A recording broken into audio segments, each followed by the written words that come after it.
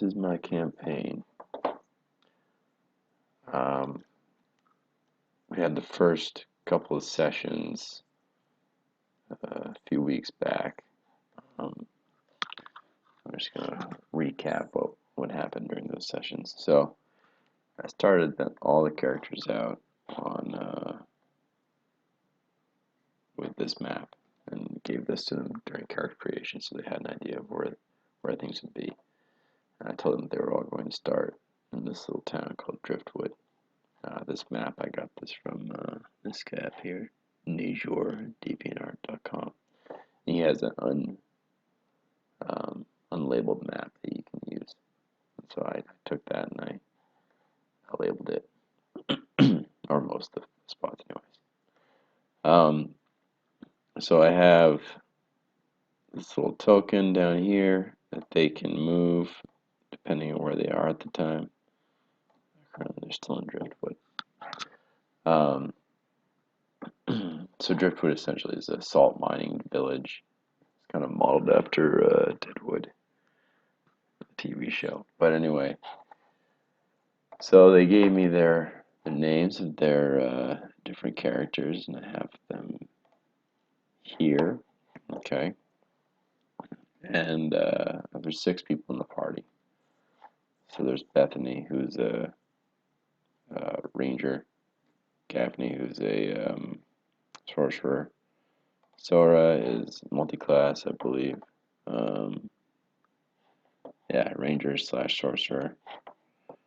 And Temper is a barbarian, a tiefling barbarian. Ichabod's a cleric, Palor. And Emond is a human monk. Okay. So what happened was they started in as all adventures started in a tavern in Driftwood. They were all happened to be there through just incidences in the background. They got together there, and they heard a discussion from a random character named, who is this guy? Walcott. Okay. And so what I do is I'll write my descriptions in the area where they can see it, so that they can refer back to it, and then the stuff that they need to make knowledge checks to look at, I'll write that in the GM notes, and then also too I'll have quotes that he might say, and put that in here. So he came in there into the tavern. He was wounded. Basically told the PCs what happened.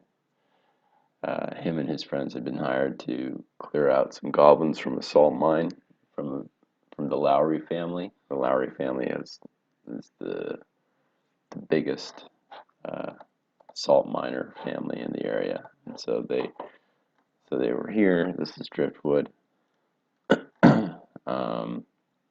This is just something that I got off of some world building website. And then I have geography, Driftwood. So I try to find these pictures that they can look at to kind of give them a better idea of what the city looks like. And then again, this is just kind of the flavor text that I write, and then I have these places of interest that are indicated on the map, and they can ask me questions about those, and those questions are answered in my D&D World Word document. I've got all this kind of background and here, so, and descriptions of what each one of these places are.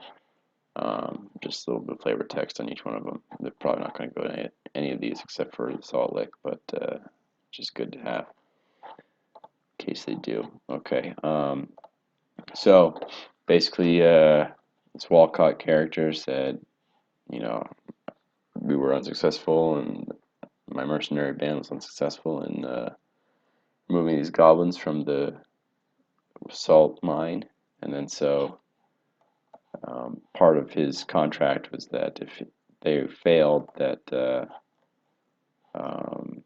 Dixon Lowry would be able to take him as a slave following. So this is Dixon. And again, you can see the flavor text there, and then I write some notes about how what he'll say. Typically, I just put this in here as flavor, just kind of to remind me of what's going on, and then in my Word document, I'll have kind of chronological order of things. So you can see that this all is so I have the quotes, and I know who says what, but other people looking at this probably wouldn't. So I'll have quotes from each one of these characters, NPCs, and then I'll have kind of like areas, so like the PCs can pop in here if they work something out, this kind of stuff. And then again, I'll have quotes from them if they decide to, take the mission. So he says, my family's claim is down the eastern road on the other side of Belmont Pass, the largest claim in the region, you find it, blah, blah, blah, blah, blah. So, the PCs here, they said, okay, we want to, there's a reward involved, 600 gold, so let's see if we can clear those goblins out for you, and then we'll also see if we can prevent the mercenary from becoming a slave of Dixon Lowry. So they went off on their way. This was the tavern that I used. So you can see kind of their early iterations of what these PCs tokens look like. I had them all send me a profile or a photo or a picture that they wanted their character to look like, and I used those and just poured them straight in, edited them a little bit. I have since gotten a token editor, so these are a lot more cool looking. And I just used these old paintings of common people from like 1700s or whatever. But anyway, so yeah, this is the Salt Lick. This is like the main tavern in Driftwood. Okay, so then I had them on their way to the Lowry claim. They went to Belmont Pass, and Belmont Pass was inhabited by some bandits, and the bandits there was a bandit leader, I guess, and I think he was. Yeah, I think I used the bandit leader for stats from the monster manual, and then I had two ranged attackers. They were these scouts from the monster manual, and then there was two thugs. So I think were just thugs from the monster manual or whatever, and they were hiding in wait. And we had the two scouts up here. This battle map I made in GIMP, and I used three different textures, kind of this ground texture, this rock texture, and then kind of the forest floor, and then these trees and stuff are just from map packs of just that big map pack you can download online. So what happened was the barbarian climbed this wall, went up and dispatched the two scouts up here, or climbed this ledge, and then let's see, Sora ran to the woods, and the thugs jumped out, knocked her unconscious, and then went to work on the rest of the crew. They ended up killing them, and then Sora, I think, eventually came around, and then they definitely avoided these caltrops that the bandit leader had placed to protect himself, and took him out.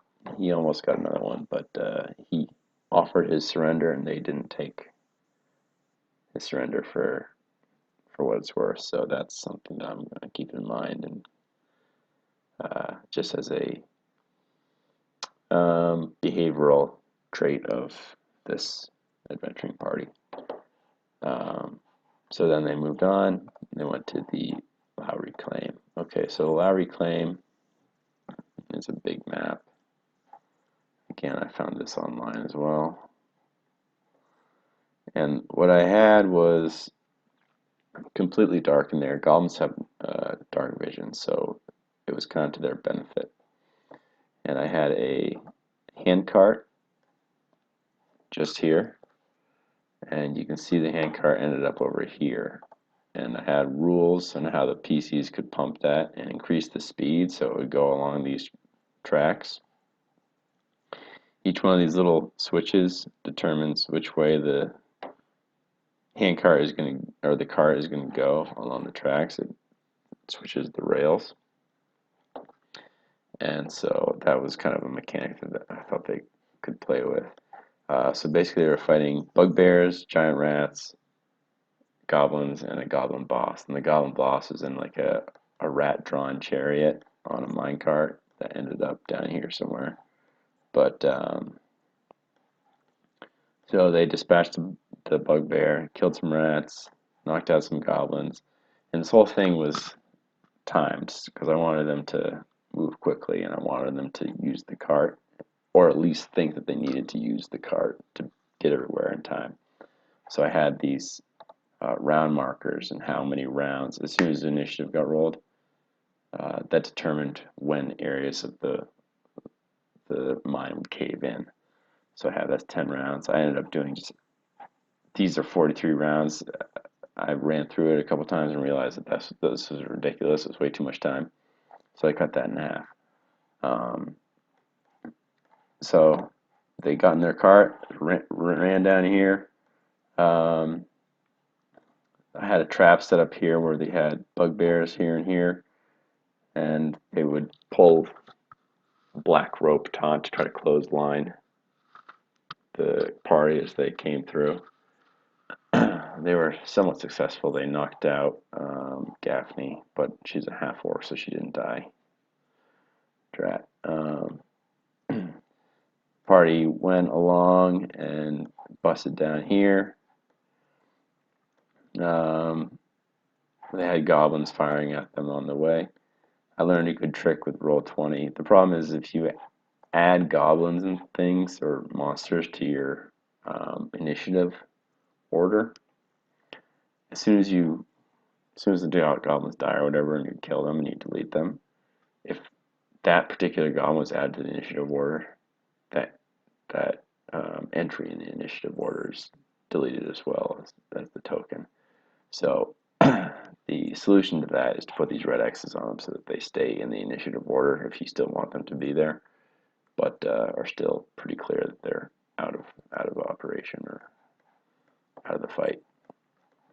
So these two bugbears that had made the trap followed their little cart as it went down this way. They managed to stop it in time before it went into the water, which was good on them. And then they got out, they bailed out and tried to fight. We can see poor Ammon, the monk, was hit by a critical hit from the bugbear, and those guys hit like trains. So he took something stupid like 20 something damage, killed him outright. And then the PCs went and finished off those bugbears and finished off the goblin boss and the other goblins. They saved part of the mine. This part, and this part up here all caved in. The rest of it's stayed intact. They saved. I put this guy.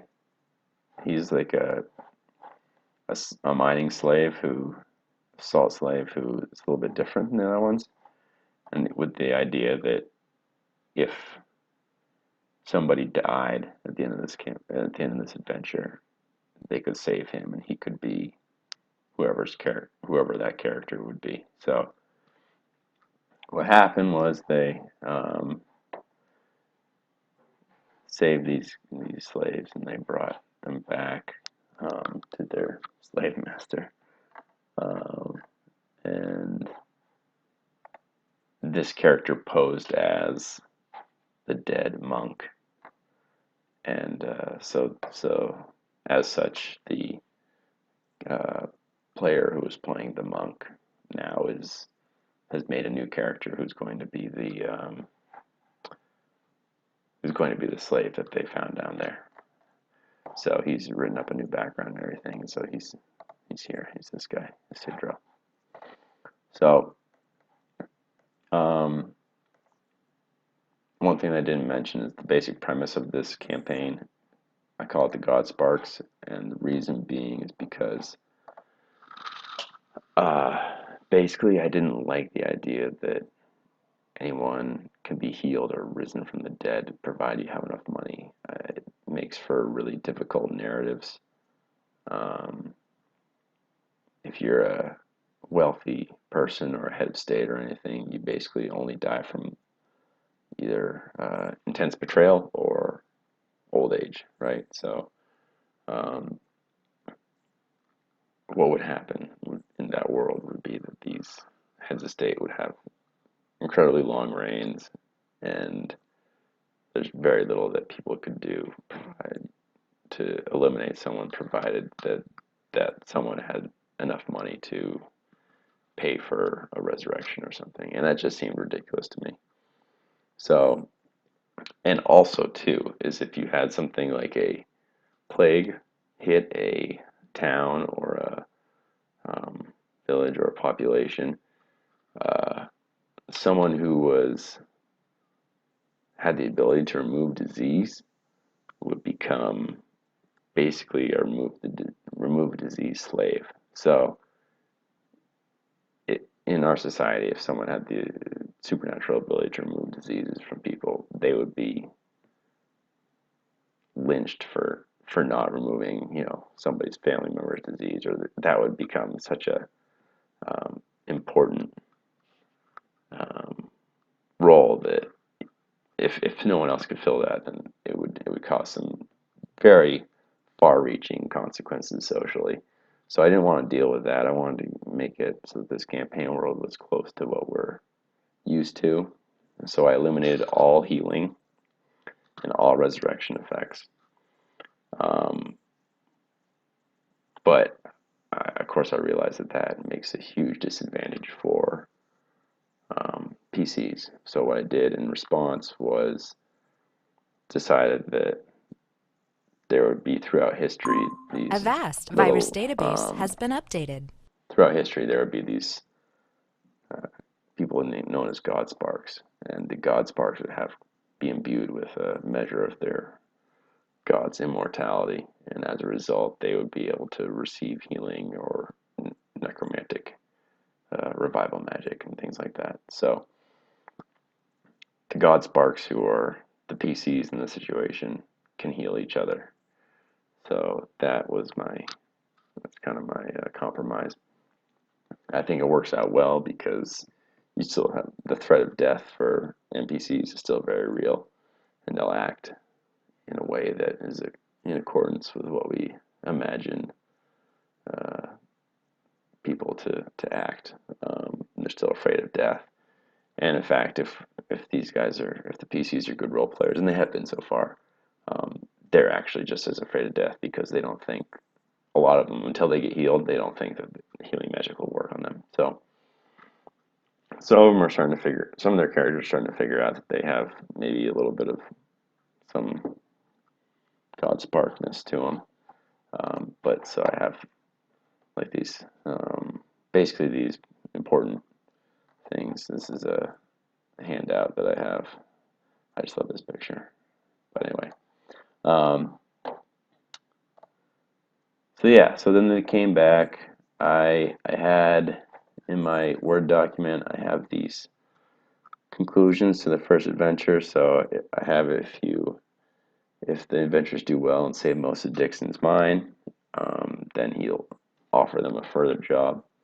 This group only saved half, so I said, well, maybe he